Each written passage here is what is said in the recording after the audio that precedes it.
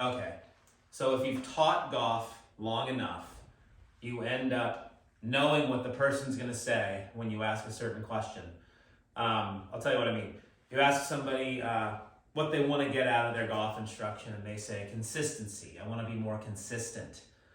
Okay, and I'll often ask them what parts of their game they think they need the most help with, and a lot of times it's full swing technique stuff.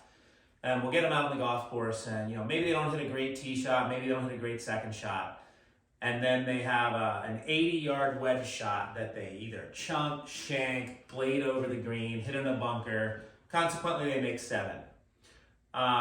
Granted, they probably could have hit both their first 2 shots better, but if you put me in that spot and give me a wedge shot, I'm going to hit the green and I'm probably going to 2-putt and make bogey.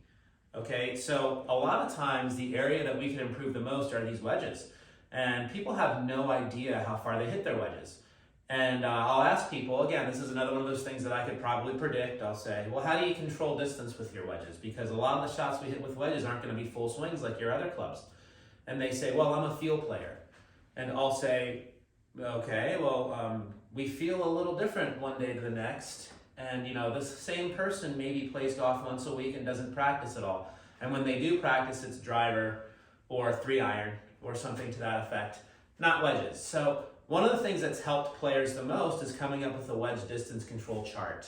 Okay, so pitching wedge, how far do you hit that? How far do you hit it when you make a half swing? How far do you hit it when you make a 3/4 swing? A lot of times I'll have people come up with body part feels like, their pocket to pocket swing or their armpit to armpit swing. If this is something that you're not doing now, this is one of these low-hanging fruit areas that can really take shots off your score, regardless of how far you can hit your tee ball. The easiest way to do this is to come out, have some golf instruction. We can look at technique on it, but we can also get the numbers with the launch monitor and dial them in so you have some consistency in what you're trying to do with your wedges.